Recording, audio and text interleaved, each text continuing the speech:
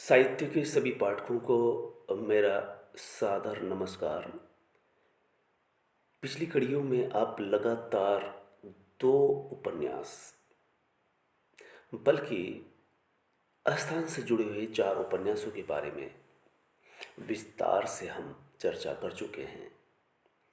आज हमारा मकसद आस्थान के बरअक्स महाविशद,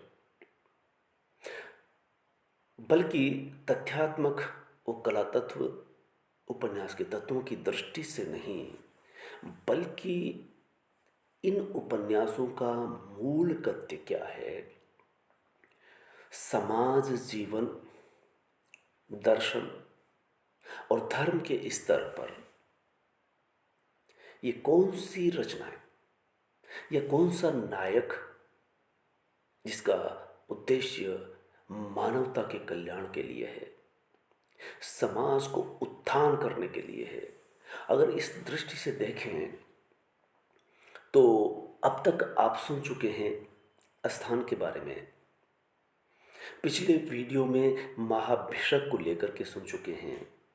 दोनों ही आज हमारे विषय है। ये अंतिम कड़ी है इस बात को लेकर के कि जो कुछ बच गया है, यह आम पाठक उपन्यासों से क्या चाहता है। बहुत बड़ा वर्ग उपन्यास का पाठक वर्ग समय पास या मनोरंजन का जरिया मानता है, लेकिन अगर इससे ऊपर की बात करें तब आस्थान हमें एक सामान्य सूचना या मनोरंजन या समाज में चल रही धारा में किस तरह से लोग बह जाते हैं, बहकावे में, भटकाव में, इस अर्थ में आस्थान का एक स्तर है कि साधु संतों की एक जमात लंबी चौड़ी आज से नहीं सदियों से चली आ रही है। अगर इस दृष्टि से देखें तो भी आस्थान को महाभिषक से हम इसलिए जोड़ सकते हैं कि महाभिषक में इस जमात के बीच में बुद्ध के रूप में जिस चरित्र का उद्घाटन किया गया है, वो ऐतिहासिक उपन्यास की तरह बुद्ध के जीवन को बचपन से लेकर के जब तक कि बुद्ध साधना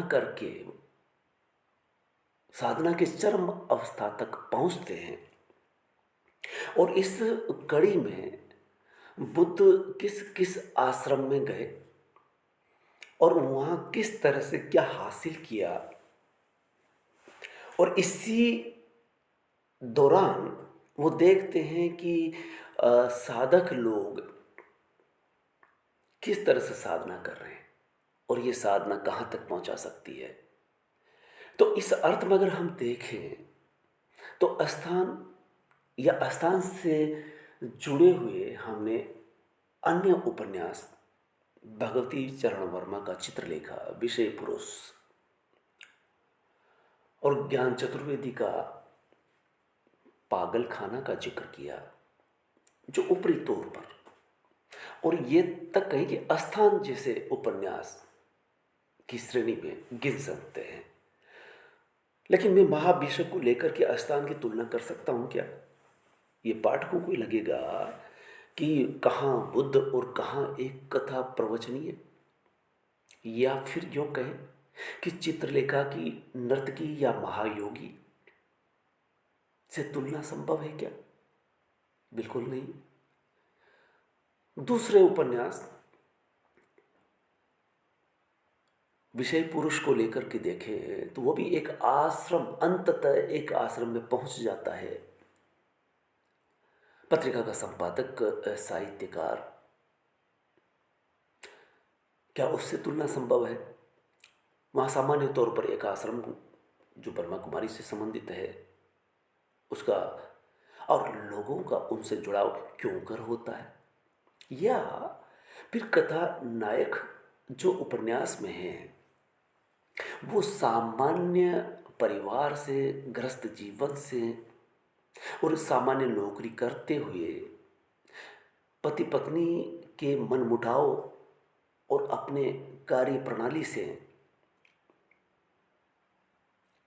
और पत्नी से तारतम्य न बिठाने के कारण दूसरा घर फ्लैट में जाकर के रहने लग जाता है, और इसी दौरान उसे जो बुलावा आया आश्रम का और आश्रम में पहुंच जाता है, तब उस निगाह से पाठक ये देख पाता है कि आश्रम क्या है।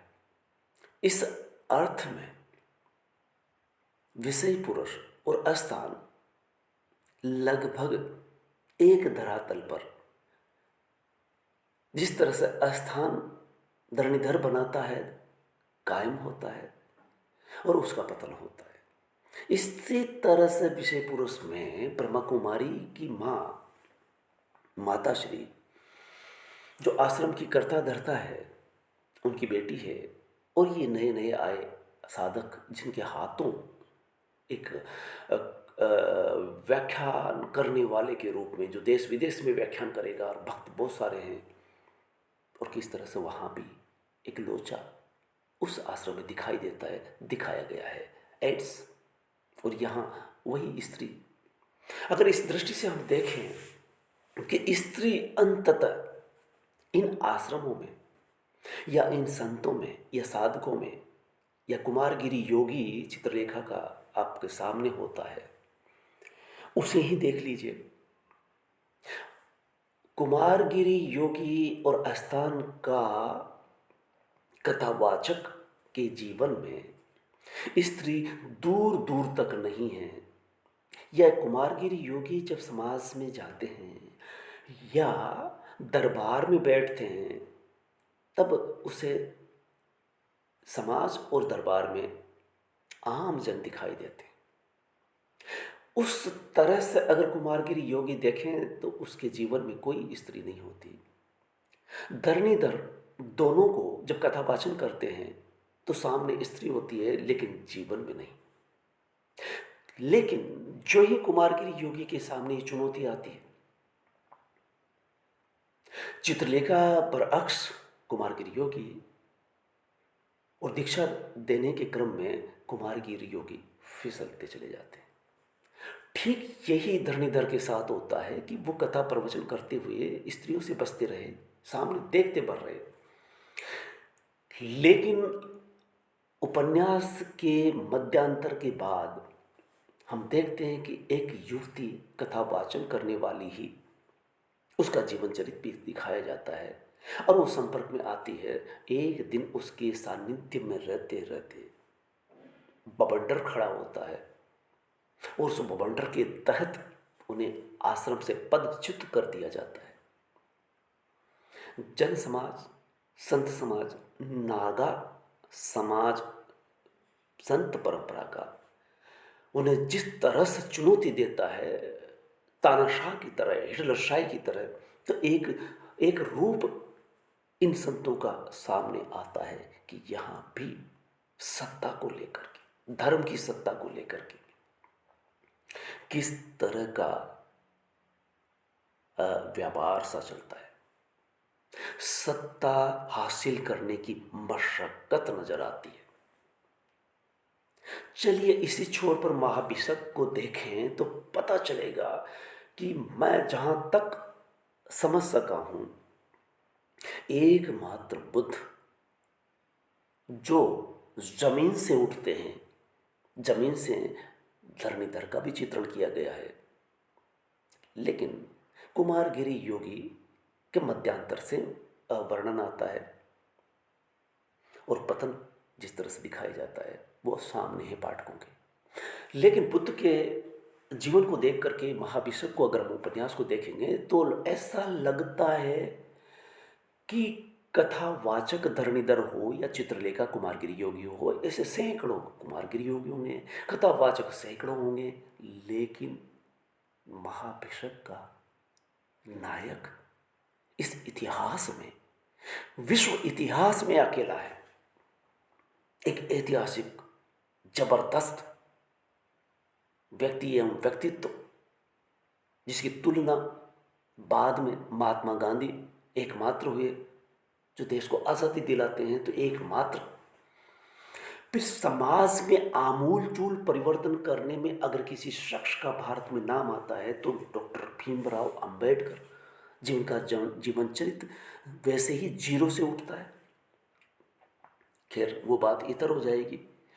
हम बात कर रहे हैं कि साधु संत कोई भी क्यों न हो, किसी भी परंपरा का क्यों न हो, खड़िया साधु हो, टकसाली साधु हो या मनमुखी साधु हो जैसा कि आस्थान में आया है, या कथावाचक हो, वो चाहे धन दौलत से कितना भी ऊपर उठ जाए, लेकिन स्त्री उनके जीवन में आती है और उनको गिरा देती है। तो कहीं न कहीं ये रचना या संत परंपरा ये मैसेज संदेश देती है कि स्त्री से अगर बचकर के नहीं रहेंगे ये कथित साधु, तो ये अंततः पतन को प्राप्त होंगे। इस अर्थ में देखें तो महाविश्व के बुद्ध का जीवन थोड़ी देर के लिए हम देख लें इस अर्थ में, इस संदर्भ में, या इससे पहले ये जान लें कि इन उपन्यासों का मंतव्य जो रहा वो एक तरह से आम जन से उठे हुए समाज में जिनकी छवि ऊपर कहलाती है वो उस तरह से अपनी छवि को मेंटेन नहीं रख पाए। तो इस अर्थ में अगर देखेंगे तो महाविश्व के बुद्ध लगातार उत्तरोत्तर साधना में एक वो स्थान प्राप्त करते हैं जो जीते जी भगवान कहलाते हैं। अब हमारा दायित्व है, उपन्यासकार रचनाकारों का दायित्व है कि इस व्यक्तित्व की दी हुई वो विधा जिसे विपश्यना कहते हैं वो आम जन तक कैसे पहुंचे। चलिए हम एक बिंदु पर बात करते हुए कि जिन कारण से सारे साधु संत परंपरा यानी चित्रलेखा एक पुराना प्राचीन ऐतिहासिक उपन्यास है, आदिकाल जिसे कहें, तब से लेकर के स्थान तक जितने भी साधु संत कथावाचक कहलाए हुए वो सब पतन को प्राप्त हुए स्त्री के कारण। तो बुद्ध को देखें तो पता चलेगा कि भगवान सिंह महाविश्व में ये बताने का प्रयास करते हैं कि बुद्ध आनंद से कहते हैं कि आनंद, लोग ने मुझे जिस तरह से अति मानव बनाया वो गलत है। मैं कहीं से भी सामान्य बच्चा था जिससे आम बच्चे पैदा होते हैं। अगर आम बच्चे की माँ असमय मर गई तो उसका पालन पोषण जिस तरह से होता है, पिता का ध्यान उतना नहीं था, बल्कि लोगों के कहने से उन्होंने दूसरी पत्नी से शादी की, तो इस तरह से सोत आई, दूसरी माता आई और दूसरी माता का दुशाइता जिसे कहते हैं,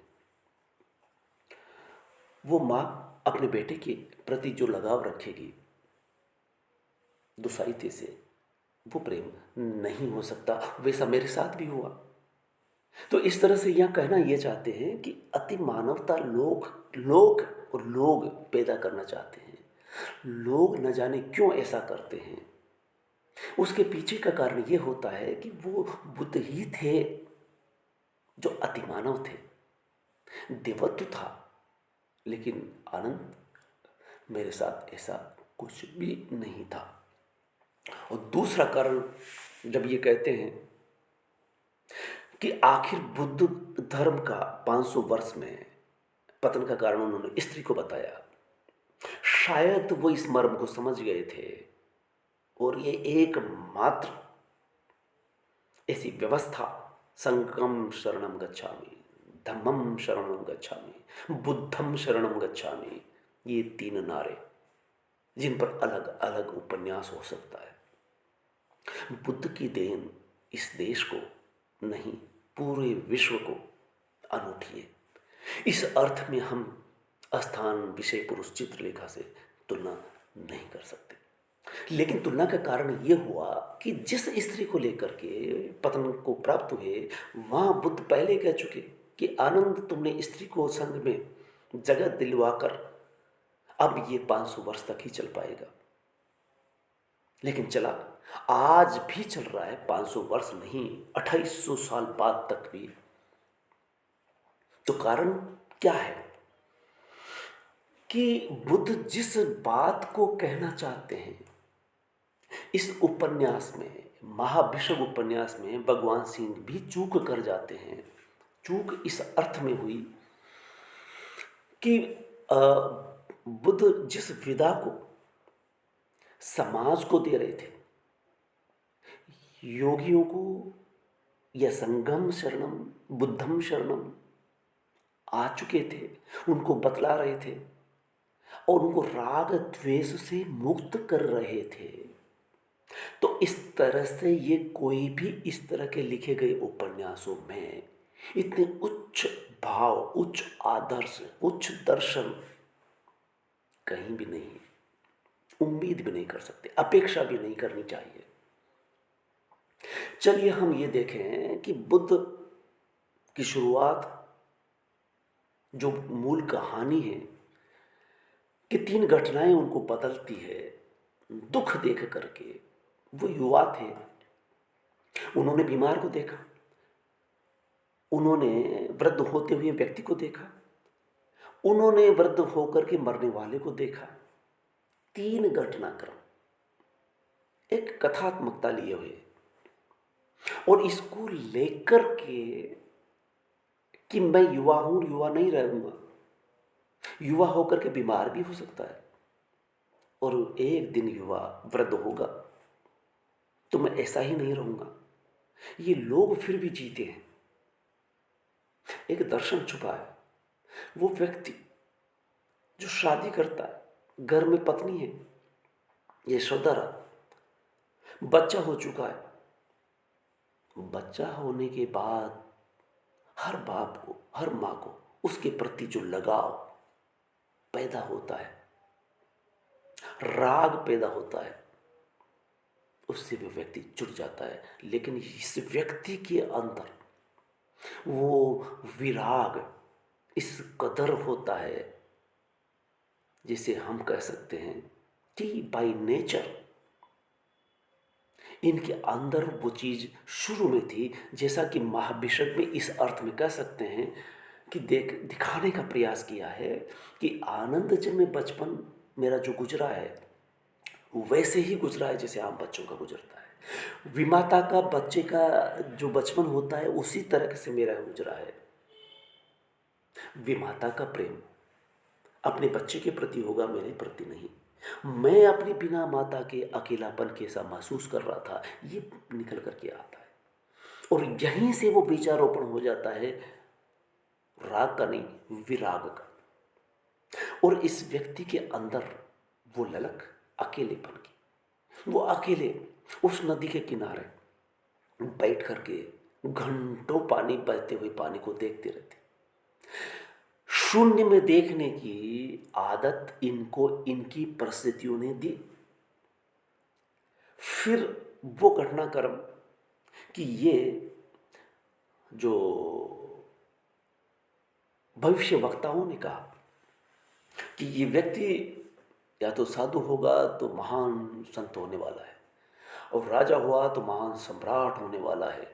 इस बात ने भी एक परिस्थिति को पैदा किया कि वो पिता दबाव में आ जाता है और ऐसी परिस्थिति पैदा करता है कि इसके सामने इस तरह की कोई भी घटना ना हो, बीमार नजर ना आए सामने, वृद्ध नजर ना आए सामने, मरता हुआ रोगी या रोगी सामने ना आए। इसने भी परिस्थिति पैदा की। और वो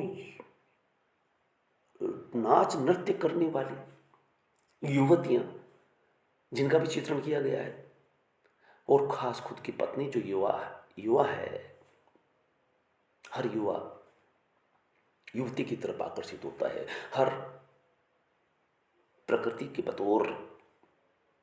ये गलत भी नहीं है, लेकिन गलत तब है कि जब आप साधु संत की परंपरा में आ गए तब आपके अंदर विराग अंदर से पैदा होना चाहिए। और बुद्ध के जीवन में हम क्रमशः ये चीज़ देखते हैं कि जब वो महल छोड़ते हैं तो युवा पत्नी को उसी दिन, जिस दिन वो महल को छोड़ते हैं, उस दिन वो स्त्री को भी अपने दिमाग से एक तरह से, आज की भाषा में कहें कि डिलीट कर देते हैं। फिर वो स्त्री उस तरह से नहीं आती। अगर वो बाद में तपस्या करते हुए, साधना करते हुए, भूख प्यास से जर्जर होते हुए बुद्ध को जब खीर खिलाती है, तब वो सिर्फ खीर उसे खिलाने वाली ही थी, न कि वो स्त्री जिसकी तरफ वो आंख उठाकर देख सके। तो स्त्री उनके जीवन से उसी दिन गुजर जाती है। अब ऐसा व्यक्ति जब साधना करता है, दुख है, दुख का कारण है। दुख तब भी था, आज भी है, कल भी रहेगा। क्यों? इस सवाल का जवाब ये व्यक्ति फ्राइड, एडलर एडलर फ्राइड वगैरह हुए, मनोविज्ञान का उन्होंने बात विश्लेषण किया और उसके बाद मनोविज्ञान एक विषय के रूप में चलता रहा। मनोचिकित्सक बैठ गए, लेकिन महाभिषक बहुत बड़ा महाचिकित्सक नहीं, महामनोवैज्ञानिक है, जो मन की ही पड़ताल करता है। कैसे? तो इस अर्थ में महाभिषक उपन्यास से हम आगे की बात करेंगे कि पाठकों को ये पता होना चाहिए कि बुद्ध सिर्फ जानने का नहीं, इतना भर मान लेने का नहीं कि धर्म क्या है। संप्रदाय कहलाते हैं ये हिंदू, मुस्लिम, सिख, ईसाई। धर्म हर मनुष्य का, हर व्यक्ति का होता है जो धारण किया जाता है।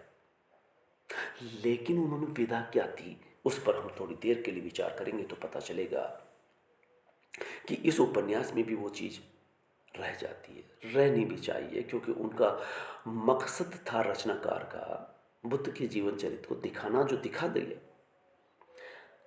लेकिन आज हम ये बात कर रहे हैं कि जब आस्थान की बात की, जब हमने महाभिषेक की बात की, लगातार आज ये 5वीं बार आस्थान पर और 5 बार हम महाभिषेक पर बात कर चुके हैं। इस तरह से ये 10वीं कड़ी है महाभिषेक की।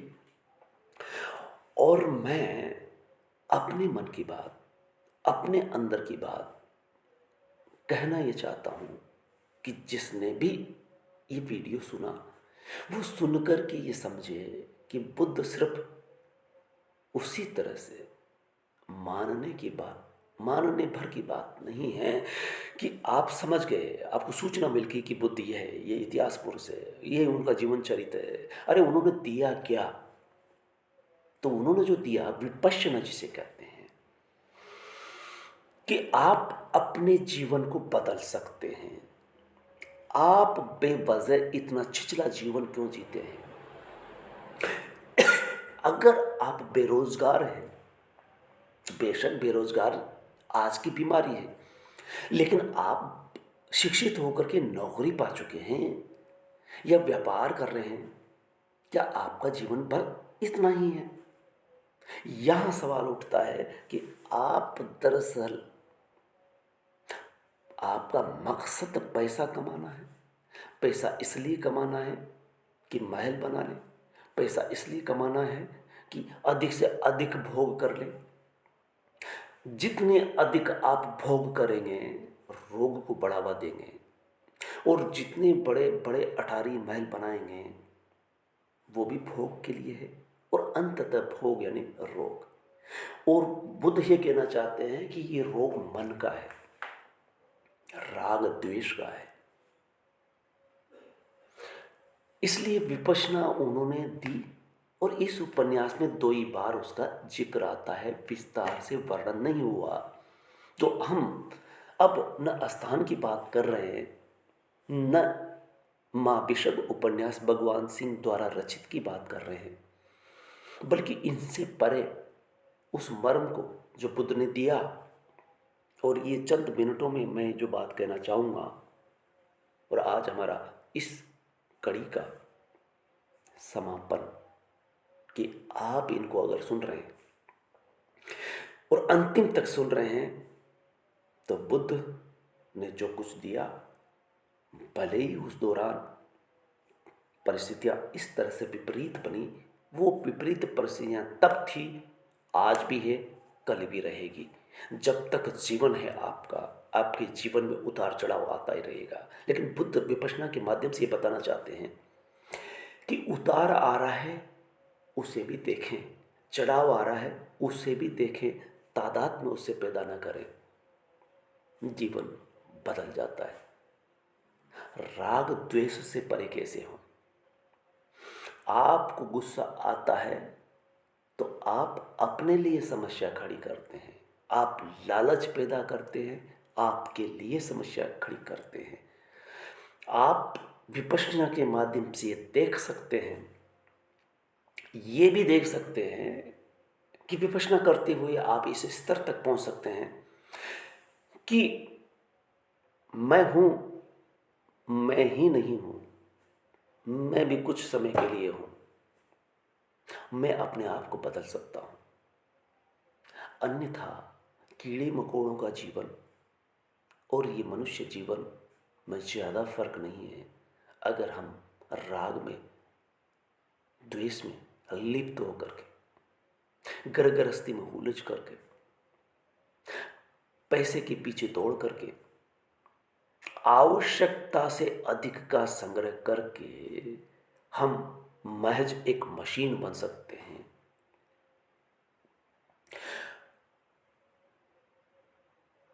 और मशीन बन करके रहना, यह क्रम हमेशा से चला आ रहा है। बुद्ध इस क्रम को तोड़ते हैं। और आज के संदर्भ में बुद्ध का दी हुई विपश्यना बहुत ही महत्वपूर्ण है, बड़ी काम की है।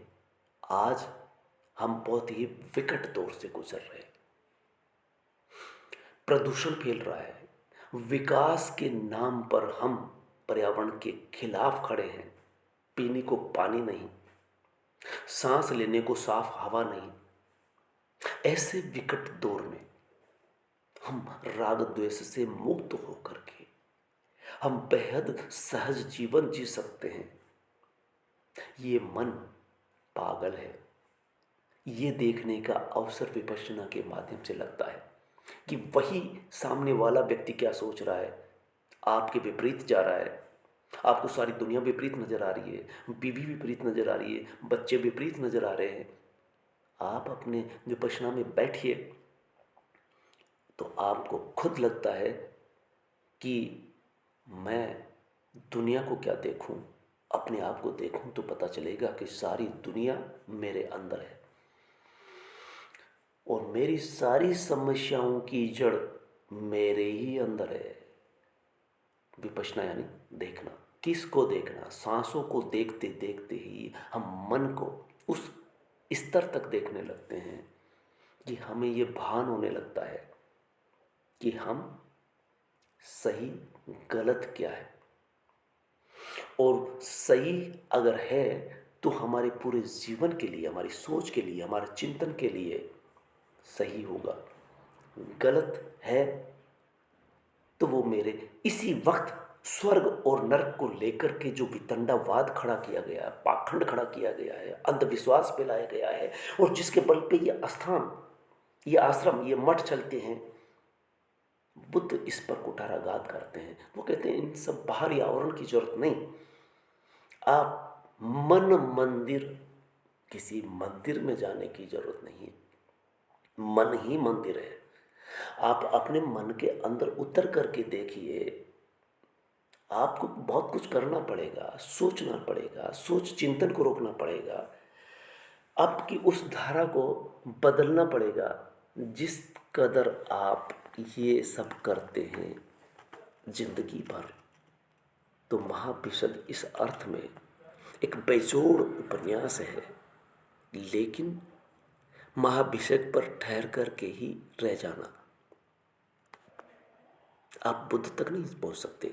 बुद्ध तक पहुंचने का मतलब ये होता है कि आप बुद्ध ने क्या दिया समाज को, तो समाज को बहुत कुछ दिया। 2800 साल पहले जो उन्होंने दिया, 500 वर्ष तक वो लगातार भारतवर्ष में फैलता रहा, दूसरे देशों तक फैल गया। और इसके बाद भले ही इस देश से उखाड़ फेंका गया हो, लेकिन बर्मा में जिस तरह से जीवित रहा। मैं वो नाम बता दूं कि बर्मा से चल करके लौट करके आया विपश्यना के सेंटर जगह जगह भारत में खोले गए, जो आपके मन को स्वच्छ करता है, मन को समझने के लिए। सांस को देखते देखते हम किस तरह से अंदर उतरते हैं और ये देख पाते हैं कि हमारी सारी बीमारियों का कारण क्या है, दुख का कारण क्या है। दुख है तो उसका निवारण है। लोगों को ये भ्रम है कि जिस तरह से गांधी जी को लेकर के भ्रम फैलाया गया, उसी तरह से बुद्ध को लेकर के भ्रम फैलाया गया कि बुद्ध यानी बुद्धू और बुद्ध यानी दुख। दुख दुख को लेकर के एक दर्शन गढ़ने वाले। बिल्कुल नहीं। गांधी मुफलिसी, गांधी मजबूरी का नाम नहीं था। गांधी ने देश को आज़ादी दिलाई। उन विकट परिस्थितियों में अंग्रेजों को यहाँ से खदेड़ दिया, बिना हथियार के, बिना हिंसा के। और हमने उनकी छवि को इस तरह से तोड़ा। हम उन महान व्यक्तित्वों की छवि को तोड़ने का कर्म करते हैं। ये समाज की नियति है।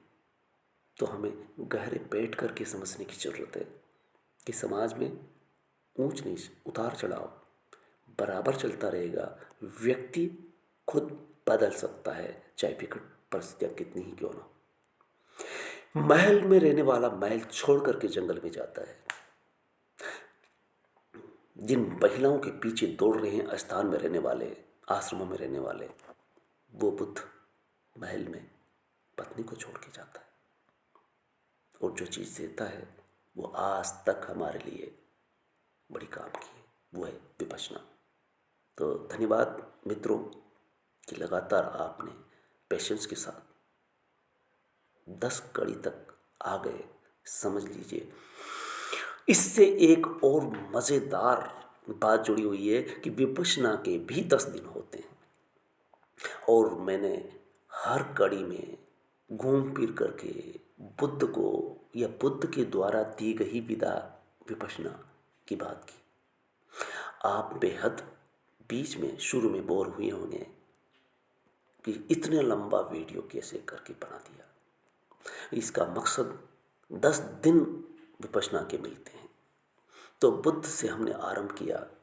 आज हम 5वीं कड़ी महाभिषक की अस्थान के नाम से, महाभिषक से या अन्य उपन्यासों से जोड़ करके, और ये अंतिम 5-5 10वीं कड़ी जिसे हम महाभिषक उपन्यास के नायक बुद्ध के द्वारा दी गई उस विदा जो विपश्यना थी, वो आप बाकायदा 10 दिन रह करके समझ सकते हैं कि जीवन एक बार मिलता है, उसको उस तरह से जिया जाना चाहिए जिस तरह से बुद्ध पुरुष जीते हैं। और विपश्यना में ये बताया जाएगा कि बुद्ध ने ये कभी नहीं कहा कि मैं अंतिम बुद्ध हूँ, पहला बुद्ध हूँ, बल्कि उन्होंने कहा कि बुद्धों की भी परंपरा रही है और कोई भी बुद्ध हो सकता है। राग द्वेष से परे होकर के, सांस को देख करके, विपश्यना करके उस बुद्ध की परंपरा को आगे बढ़ा सकता है। तो धन्यवाद मित्रों, इसी के साथ हम विदा लेते हैं और उम्मीद करते हैं भवतु सब मंगलम, भवतु सब मंगलम।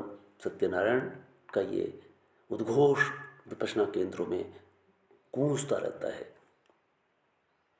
खुद का भला हो, सबका भला हो, ये बुद्ध के वचन थे। और बुद्ध की इसे शब्द के साथ बुद्धम शरणम गच्छामि नहीं, बुद्ध यानी कोई व्यक्ति नहीं। आप मन से किस तरह से मुक्त हो। तो मित्रों, अलविदा करते हैं। और इस तरह के ये बातें अगर पसंद आई तो ये आगे बढ़नी चाहिए। ये किसी एक के लिए नहीं, सबके लिए होनी चाहिए। धन्यवाद।